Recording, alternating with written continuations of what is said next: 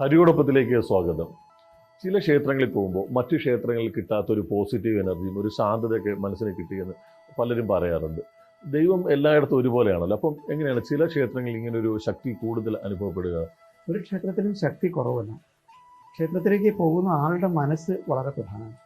നമ്മൾ ഒരു ക്ഷേത്രത്തിൽ ചെല്ലുമ്പോൾ ആ ക്ഷേത്രത്തേക്ക് നമ്മൾ പോകുന്നത് അവിടെ നിന്ന് എന്ത് പ്രതീക്ഷിച്ചാണ് എന്നുള്ള ഒരു ചോദ്യം ഇവിടെയുണ്ട്. നമ്മൾ വളരെ പ്രാർത്ഥിച്ച് അല്ലെങ്കിൽ നമ്മൾ വളരെ പ്രതീക്ഷിച്ച് 41 ദിവസം നൊയമ്പ് നോക്കി ശബരിമല ചെല്ലുമ്പോൾ തീർച്ചയായിട്ടും അതിനുവേണ്ടി നമ്മളെടുത്ത എഫേർട്ട് അവിടെ ചെല്ലുമ്പോൾ ആ ഈശ്വരനെ നമുക്ക് കാണുമ്പോൾ ഒരു നിമിഷമെങ്കിലും ശ്രീകോവിലിൻ്റെ മുമ്പിൽ നിന്ന് ആ ഈശ്വരനെ കാണാൻ പറ്റുമ്പോൾ നമുക്ക് കിട്ടുന്ന ഒരു സന്തോഷം അല്ലെങ്കിൽ ആ ഒരു നിർവൃതി എന്നൊക്കെ പറഞ്ഞാൽ വളരെ വലുതാണ്. കാരണം നമ്മൾ ക്ഷേത്രത്തിലേക്ക് പോകുന്നത് നമ്മൾ അയ്യപ്പനെ ദർശിക്കാൻ പോകുമ്പോൾ നമ്മുടെ മനസ്സിലുള്ള ഒരു ആഗ്രഹമുണ്ട്. ഈശ്വരനെ പോയി തൊഴുത് കഴിയുമ്പോൾ നമുക്കതിൽ നിന്ന് കിട്ടുന്ന തൃപ്തി. ഞാൻ അവിടെ ചെല്ലുമ്പോൾ ഞാൻ ആഗ്രഹിക്കുന്നതെല്ലാം ഞാൻ മുൻകൂട്ടി എൻ്റെ മനസ്സിൽ രൂപീകരിച്ചിട്ട് തന്നെയാണ് ഞാൻ ശബരിമലയ്ക്ക് പോകുന്നത്. മലയാളികളായിട്ടുള്ള ആളുകൾ ചിലപ്പോൾ ലോകത്തിലെ തന്നെ ഏറ്റവും വലിയ ക്ഷേത്രമായിട്ടുള്ള തിരുപ്പതി ചെന്ന് കഴിഞ്ഞാൽ ലക്ഷക്കണക്കിന് ആളുകളാണ് ഓരോ ദിവസവും തിരുപ്പതിയിലേക്ക് വരുന്നത്. അത് വിദേശത്തു നിന്ന് വരുന്നു, സ്വദേശത്തു നിന്ന്, നമ്മുടെ രാജ്യത്തു നിന്നുള്ള ഒരുപക്ഷെ ഏറ്റവും കൂടുതൽ ജനം വരുന്ന ക്ഷേത്രം എന്നുള്ളത് തിരുപ്പതി തന്നെയാണ്, ഒരു സംശയവുമില്ല. അത്രയും വലിയൊരു ക്ഷേത്രത്തിലേക്ക് ഒരു മലയാളിയായ ഒരാൾ അവിടെ ചെല്ലുമ്പോൾ ക്യൂ നിന്ന് വളരെ കഷ്ടപ്പെട്ട ക്യൂ നിന്ന് അടുത്ത് ചെല്ലുമ്പോൾ ശ്രീകോവിലിൻ്റെ ഉള്ളിൽ നമുക്ക് കയറാം, അവിടെ വേണമെങ്കിൽ നമുക്ക് തൊടാം, നമ്മുടെ തലയിൽ അവർ കിരീടമൊക്കെ വെച്ച് തരുന്നു. നമ്മൾ തിരിച്ചിറങ്ങി കഴിയുമ്പോൾ നമുക്കൊരു തൃപ്തിയില്ല എന്ന് തോന്നുന്നു. എന്തുകൊണ്ടായിരിക്കും അത്? കാരണം നമ്മളിത് കണ്ടിട്ടില്ല, നമ്മളിത് ശീലിച്ചിട്ടില്ല. നമ്മൾ ശീലിക്കാത്തതെല്ലാം നമ്മളെ സംബന്ധിച്ച് വളരെ ഡിസ്കംഫർട്ടാണ്. നമ്മൾ എന്താണ് ചെറുപ്പം തൊട്ട് കണ്ടു വളർന്നത്? നമ്മളിവിടുത്തെ ക്ഷേത്രങ്ങളിൽ ഈ പറഞ്ഞ പോലെ നമ്മുടെ ഒരു ശ്രീകോവിലിൻ്റെ ഉള്ളിൽ പൂജ കഴിക്കുന്നു, ആ പൂജാരിയെ നമ്മൾ തൊടാറില്ല, നമ്മൾ ഇന്ന സമയങ്ങളിലാണ് തൊടേണ്ടത്, ഇന്ന ക്ഷേത്രങ്ങളിലാണ് പോകേണ്ടത് എന്നെല്ലാം നമ്മുടെ മനസ്സിലൊരു പ്രീ തോട്ടുണ്ട്. അതായത് ഒരുപക്ഷെ നമ്മുടെ ചെറുപ്പത്തിൽ തന്നെ നമ്മൾ മനസ്സിൽ പതിഞ്ഞിട്ടുണ്ട്. ഇതേ അവസ്ഥയിൽ ഷർട്ടൊക്കെ അതേപടി ഇട്ട് ഷർട്ട് ഊരാതെ തമിഴ്നാട്ടിലെ ഒരു ക്ഷേത്രത്തിൽ ചെല്ലുമ്പോൾ അല്ലെങ്കിൽ വേറൊരു ഭാഗത്തിൽ ക്ഷേത്രത്തിൽ ചെല്ലുമ്പോൾ നമുക്ക് ഷർട്ട് ഊരാതെ ഞാനിങ്ങനെ കയറി, ഇവിടെ വലിയ ചിട്ടയൊന്നുമില്ല, അതുകൊണ്ട് ഇവിടെ വലിയ ശക്തിയൊന്നും ഉണ്ടാവില്ല എന്ന് നമ്മൾ വിചാരിക്കുന്നത് എന്തർത്ഥം?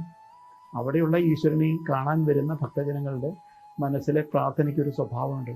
അവർ പ്രാർത്ഥിക്കുന്നത് ശ്രീകൃഷ്ണനെയും ശിവനെയും ഭഗവതിയൊക്കെയാണ്. അവർ പ്രാർത്ഥിക്കുന്ന രീതി, അവരുടെ കൾച്ചറിലെ വ്യത്യാസമുണ്ട്.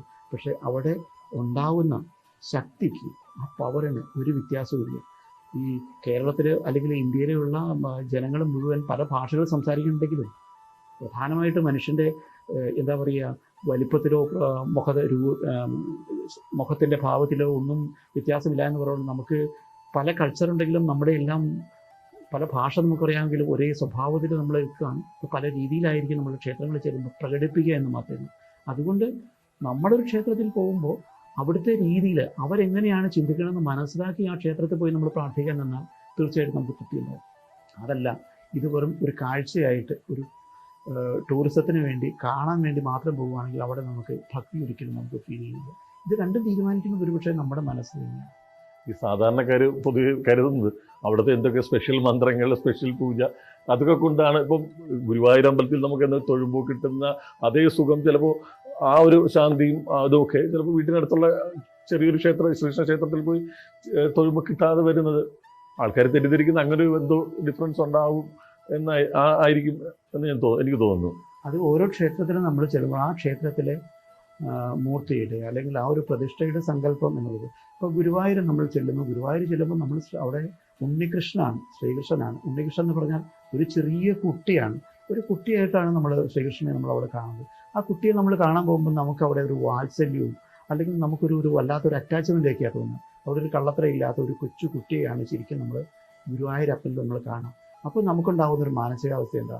അവിടെ തൊഴാൻ വരുന്ന ആയിരക്കണക്കിന് 10,000-കണക്കിന് ആളുകളുടെ മാനസികാവസ്ഥ ഉണ്ടാകും. ഒരു മനസ്സിലൊരു പ്രത്യേക അനുഭൂതിയാണ് ശരിക്കും ഗുരുവായൂർ പോയി ഗുരുവായൂരപ്പനെ തൊഴുമ്പോൾ കിട്ടുന്നത്. കാരണം ഒരു കുട്ടിയാണ്, ആ ഒരു കുട്ടിയോട് നമ്മൾ സംവദിക്കുകയാണ്. ആ കുട്ടിയുടെ കളികളും ബാക്കിയൊക്കെയാണ് നമ്മുടെ മനസ്സിൽ വരിക.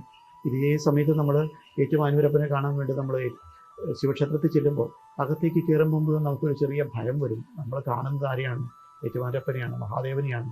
അകത്തേക്ക് കയറുമ്പോൾ നമ്മൾ ആ വിഗ്രഹത്തിലേക്ക് നോക്കി തൊഴുമ്പോൾ ഒക്കെ നമ്മുടെ ഗൗരവത്തിൻ്റെ രീതി മാറുകയാണ്. കാരണം അതൊരു അച്ഛനെ കാണാൻ പോകുമ്പോൾ അല്ലെങ്കിൽ അച്ഛനോട് നമ്മൾ കാണുമ്പോൾ, നമ്മുടെ കാർന്നമാരെ കാണുമ്പോൾ ഉണ്ടാകുന്നൊരു ഭയം പോലെ അവിടെ നമുക്ക് വരുന്നു.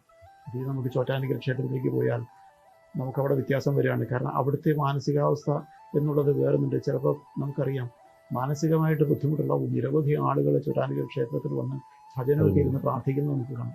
അപ്പോൾ അങ്ങോട്ട് നമുക്ക് കയറുമ്പോൾ ഈ ഒരു അറ്റ്മോസ്ഫിയറിൽ നമുക്ക് അകത്തേക്ക് കയറുമ്പോൾ നമുക്ക് എന്താണ് നമ്മൾ ഭഗവതിയോട് നമ്മൾ പ്രാർത്ഥിക്കുക, അല്ലെങ്കിൽ നമ്മുടെ ഒരു ഭയം വേറെ ഒരു വികാരത്തിലായി. ശബരിമലയിലേക്ക് പോകുമ്പം അതിൽ നിന്നൊക്കെ മാറ്റമായി. ശബരിമല നോക്കൂ, കാരണം അയ്യപ്പസ്വാമി എന്ന് വെച്ചിട്ടുണ്ടെങ്കിൽ വനത്തിൻ്റെ നടുക്ക് ധ്യാനമഗ്നായിട്ടിരിക്കുന്ന ഒരു മൂർത്തിയായിട്ടാണ്. വനത്തിൻ്റെ നടുക്ക് വേറെ ഒരു ശല്യവും ഇല്ലാതെ ധ്യാനമഗ്നായിരിക്കുന്ന മൂർത്തി എന്ന് പറയുമ്പോൾ മാനസികാവസ്ഥ എന്നത് വളരെ കാമാണ്. അവിടെ നമ്മൾ ചെല്ലുമ്പോഴും നമ്മുടെ മാനസികാവസ്ഥ അതേപോലെ തന്നെ വളരെ കാമാണ്. അപ്പോൾ എവിടെ നമ്മൾ ചെല്ലുന്നു, മനുഷ്യൻ തന്നെ അറിയാം നമ്മുടെ സ്വഭാവം മാറുന്നത് നമ്മൾ വേറെ ആരെങ്കിലുമായിട്ട് ബന്ധപ്പെടുമ്പോൾ അവരുടെ സ്വഭാവത്തിലേക്ക് നമ്മുടെ സ്വഭാവം മാറുകയാണ് ചെയ്യുക. അപ്പോൾ ഓരോ ക്ഷേത്രത്തിലേക്ക് നമ്മൾ ചെല്ലുമ്പോൾ ആ ക്ഷേത്രത്തിലെ മൂർത്തിയുടെ സ്വഭാവമായിട്ട് നമ്മൾ താതാത്മ്യം പ്രാപിക്കുമ്പോൾ നമുക്കുണ്ടാകുന്ന മാറ്റം എന്നുള്ളത് വളരെ വലുതാണ്. എല്ലാ ഈശ്വരന്മാരും നമുക്ക് ഓരോ സാഹചര്യങ്ങളിൽ ഡിഫറൻ്റ് ആയിട്ടുള്ള ആവശ്യങ്ങൾക്ക് നമുക്ക് ആവശ്യമാണ്. കാരണം കുട്ടികളുടെ മനസ്സ് നമുക്ക് ഉണ്ടായേ മതിയുള്ളൂ. നമുക്ക് ഈ പറഞ്ഞ പോലെ ശക്തി നമ്മുടെ കാർന്നവന്മാരുടെ സഹായം നമുക്ക് ഉണ്ടായേ പറ്റുള്ളൂ. അമ്മയുടെ മനസ്സ് നമുക്ക് ഉണ്ടായേ പറ്റുള്ളൂ. ധ്യാനിക്കുന്ന അയ്യപ്പൻ്റെ മനസ്സ് നമുക്ക് ഉണ്ടായേ പറ്റുള്ളൂ. അപ്പോൾ ഓരോ ഈശ്വരന്മാരെയും ഓരോ സാഹചര്യത്തിൽ നമ്മളിങ്ങനെ കാണണം എന്നുള്ളതാണ് പ്രാധാന്യം. ഹരിയോടൊപ്പത്തിൽ ചർച്ച ചെയ്യാൻ ആഗ്രഹിക്കുന്ന വിഷയങ്ങൾ നിങ്ങൾ കമൻറ്റ് ചെയ്യുക. മറ്റൊരു വിഷയവുമായി വീണ്ടും കാണാം.